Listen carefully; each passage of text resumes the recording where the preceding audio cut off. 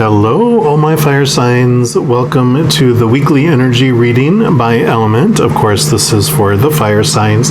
So all my Aries, my Leo, my Sagittarians, welcome. This reading is going to be for you. We're kind of focusing in between May 23rd and May 30th. Of course, these are timeless, so no matter when you come across this, if you come across outside that period, there's still messages for you, so still check it out.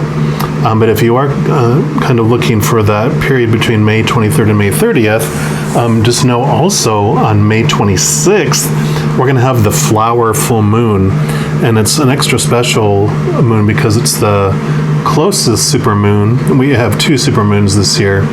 One was in April, and then this is the second one. This one's like 100 miles closer than the others, which of course we won't see a huge difference between the April supermoon and this one because that's not really from where we're looking at in our vantage point. 100 miles ain't much.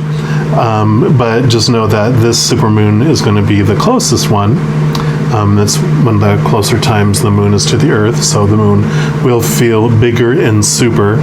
And also, in addition to that, a lot of the North America, Northern Hemisphere, a lot of them will be seeing a lunar eclipse of some sort. So we'll be seeing kind of the blood moon red tint to it all. So I'll be doing a separate video on that. So keep a lookout for that. In fact, I would have already put it out by the time this reading comes out. I would have put out the alert, the little full moon alert. So there's a playlist at the end of this video for all the moon phase readings. So you click into there, it'll be the most recent one in there, of course. So be sure to check that out. All right, so before we jump into our reading today for the fire signs for this coming week, I just want to thank the Creator for being here with us. We are always so grateful for your presence, and we know you're always around us, even though we don't always acknowledge it. So we do want to acknowledge that you are with us today in this moment. And we also want to thank you for the unconditional love that you have for us. It's everything we need, and we're just so grateful. I don't know how we could express the gratitude for that unconditional love. We also welcome all of our support team on the other side, which is, of course, all of our guardian angels and regular angels, all of our spirit guides, our ancestors, our loved ones in this lifetime who've gone to the other side, and any other of the large group of host of unconditionally loving beings of love and light. We welcome you and we thank you as well. All right, so we're going to start off by pulling a card here from the Angels and Ancestors Oracle, just to get an overall energy reading for the upcoming week. And then we'll pull some additional cards from the Light Seers Tarot. And we'll end it with a Sweet Dreams little card here, because there's moons on it, and there's a moon activity, special moon activity going on this week, so that we'd end it with a little gift. All right. Creator, what would you like fire signs to know about their upcoming week, please?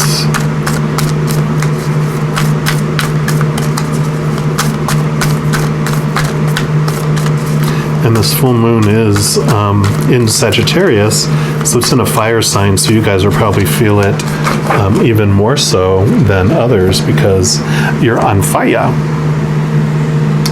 So you got the lady here, and it says enjoy growth and reap rewards. So this card really reminds me of the Empress or the Queen of Pentacles in the tarot deck there. Let's try to get the glare off of there so you can actually see the card. There you go.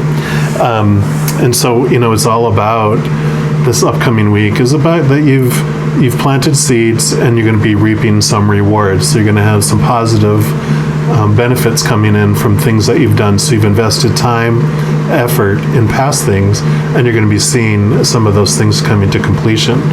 Also, I really feel that because the full moon is like the fruition of seeds that you planted at the last new moon in Sagittarius are coming to the place where they can be harvested.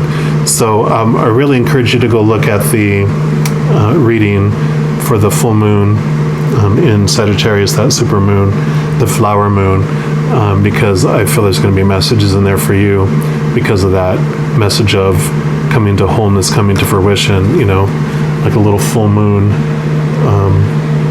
there. It almost reminds me of the Pentacles too. So just keep that in mind.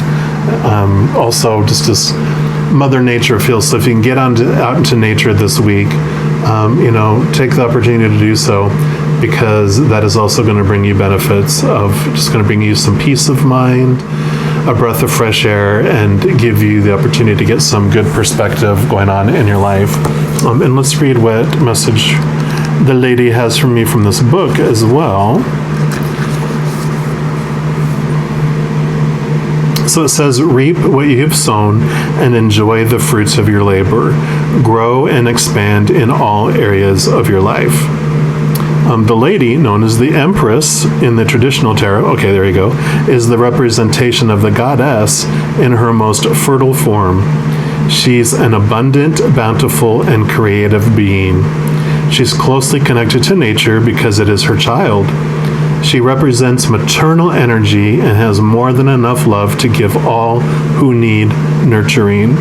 Yet she is a representation of the goddess Venus, too, and yearns for a rich relationship with her counterpart, the Lord, so the Lord and the Lady. In this card, she holds an apple. Its seeds form a perfect pentagram, which in paganism represents the 5 elements of life, which is like the pentacles in tarot. The extended message says, fertility, growth, and abundance are all imminent when the lady arrives in your life.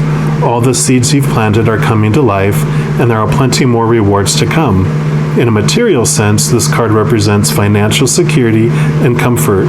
It shows that there will be more than enough to go around. If you're making business deals or setting intentions to create financial growth, this card indicates a considerable amount of monetary success. The lady can also usher in other forms of abundance, opportunities, marriage proposals, and even the birth of a child. She will help you respect nature and connect with its forces in order to have a genuinely supported journey through life. Awesome. What more could you ask for an upcoming week, right? Again, that other message that comes through with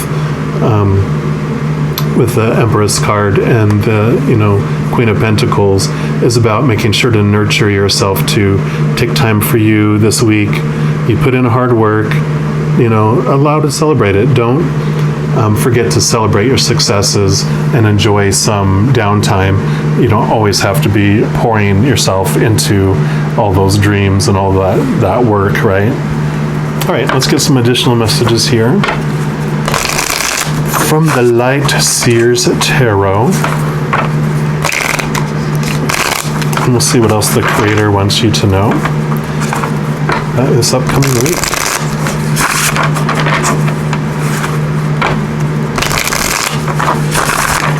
All right, what else would you like fire signs to know about their upcoming week, please? Okay. Oop. They want you to know a lot, but nope, those aren't it. Yep, they want that one and that one. All right. So you've got the 3 of Swords here, which this represents usually heartbreak, but for me, I really interpret it as expectations and the disappointment that comes with expectations. We have this idea of how things should unfold, how people are supposed to act, what people are supposed to do, yada, yada, yada, blah, blah, blah. The list is endless, right? And when, we're taught that our heart can be broken. So if someone doesn't act the way they're supposed to toward us, we take it personally and use it to define us. Or the circumstances we're in, like if we lose a job or we lose a vehicle, a home gets destroyed or gets foreclosed on, or whatever it might be, we get this heartache, and we're told and taught that we're supposed to devastate us because those external things define us, but they don't. It's all just a fabrication that's been created for us to experience what it might feel like to have our heart broken. What we really feel, it's not the heart breaking, it's we feel the heart pinching, because the fear kicks in, that we fear, what does this mean about me? I fear that it means I'm not acceptable, I'm not lovable. And we'll even, like in this card here, the Three of Swords, we even take on that pain as a tattoo and take it on as our own, a part of ourselves. Again, we make it a part of our worth. We make it a part of who we are instead of just information, right? So I really feel that with this fruition and everything coming through, I really feel you've done your inner work to where you've let things go, you've let go of a lot of expectations, and going with the flow of life, going with the flow of what is for your highest good, that you're not so focused on that all these expectations you've been, the shoulds and supposed tos and needs tos and have tos that you've had in your life, that you've really let a lot of that disappointment go, and you've seen it for what it is. And you've also seen that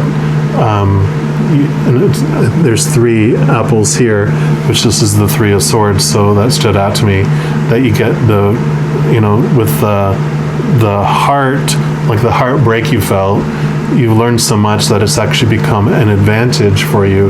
It's become beneficial for you. It's become a fruit of what you've gone through. So, I really feel that this is a way to look back and see that, anything that's happened to you in the past, you can take the time this week, if it comes up for you, to go, you know what?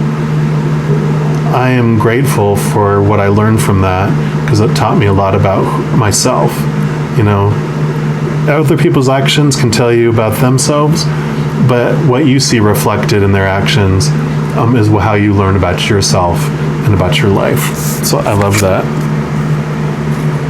Yep, and then you got number 11, Justice, which this is totally like what I was talking about. When you can see the balance of life, and you can understand why things happen. Life doesn't happen to you, it happens for you. So when you start looking at both sides of a coin or both sides of a card, you start to understand that, everything happens for a reason. I love the 1-1, against the 1-1. You can look at it sideways too, in that there's a 1 and a 1. There's an individual. It's the mirrors that it shows for us. So, totally a confirmation for this, that, as you're looking, and these are the Three of Swords, and that's a sword that's holding the balancer here, which is all about balancing your thoughts, right? The swords in the tarot deck are all about our mind, our thoughts, our beliefs. So it's about balancing those beliefs about what happened and seeing things, looking into the reflection of what happened, and understand what really unfolded. Situations where we took it as personal, when we are able to step outside of ourselves, go back into this situation and see what, that other person was acting out of their defensiveness to defend what they thought their worth was, right? When we're in fight or flight mode, then that means, like defensive mode, that means that our worth was shaken. We have these beliefs about that has to happen for me to be lovable and acceptable, and if that's not happening, we'll try to control it and try to make that thing happen, which also includes trying to control others, which usually doesn't work out too well, because none of these human beings like to feel controlled. They will allow it for a certain amount of time, and then...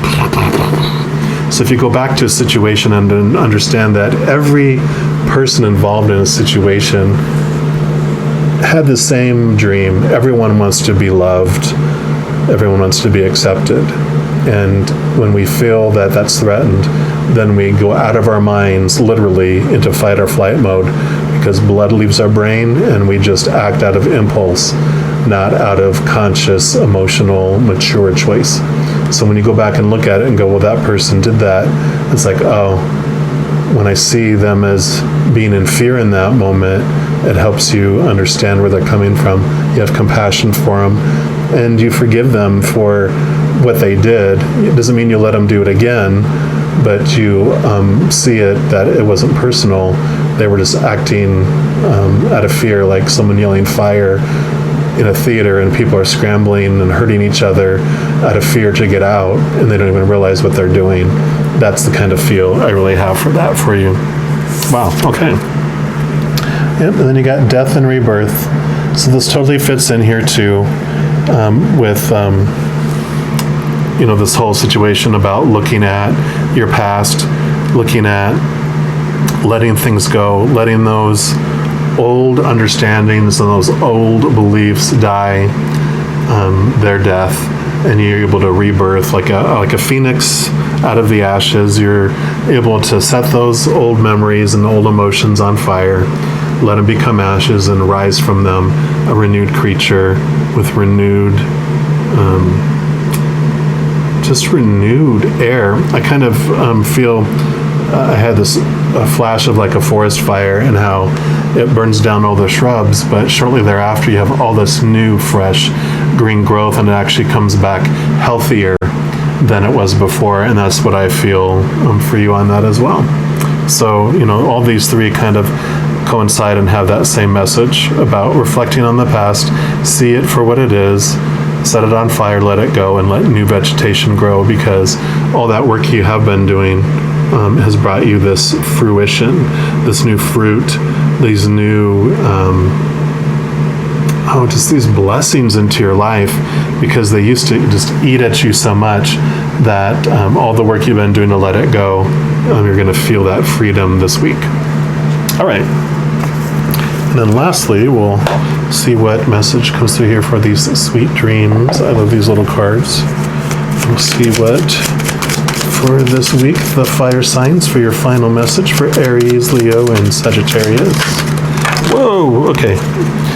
A lot of messages. That is just poor shuffling on my part. Let's try that again. A little more calmly. Okay. For Aries, Leo, and Sagittarius. Okay, that's it. Actually, they want to do, so I got Aries. That's Leo.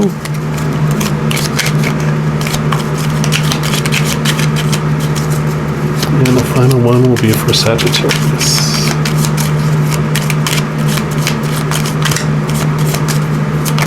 Okay, there we go. All right, so for Aries, you've got intuition. So through my subconscious, I trust my inner wisdom and intuition. And I love that, just really with all the stuff coming in here for you guys. So trust your gut. I mean, you've been doing the inner work. So, if you feel you have a sign of something, trust it, because your gut isn't lying to you this week. Okay, and then for Leo, you've got energy. I work with my dreams and my spirit's energy to reach my highest good. Yep, definitely. So this totally fits in about work. I know, like you've been doing a lot of the work here already, but still work with your dreams, the dream of what you want, and also your spirit's energy. So really, you've done a lot of work already on here, but you've got a lot of clarity around your dreams now that these expectations have been dropping away. You really know more and more what you want. And so, definitely don't throw that to the side anymore. Invest the energy into your dreams. You're headed in the right direction. Just know that follow your heart's passion. If it makes your heart sing, do it. Follow that love energy inside you, your spirit's love energy. Follow that. I love that. So let's trust your gut. Let's trust your love energy. And then for Sagittarians, yours is all about timing. The timing is just right for your dreams, desires, and goals to manifest. So I love that. It's harvest time. So there is no doubt that this is the time. So just know and trust that everything's unfolding in the perfect timing for you as well. I love this for you fire signs. So as you go throughout this next week, focus on the fruit of your labor, because you've done the work and you deserve it. So keep your eyes open and just know every second of this week that you are loved unconditionally by the Creator of all things. And I love you too. We'll talk to you soon. You take care.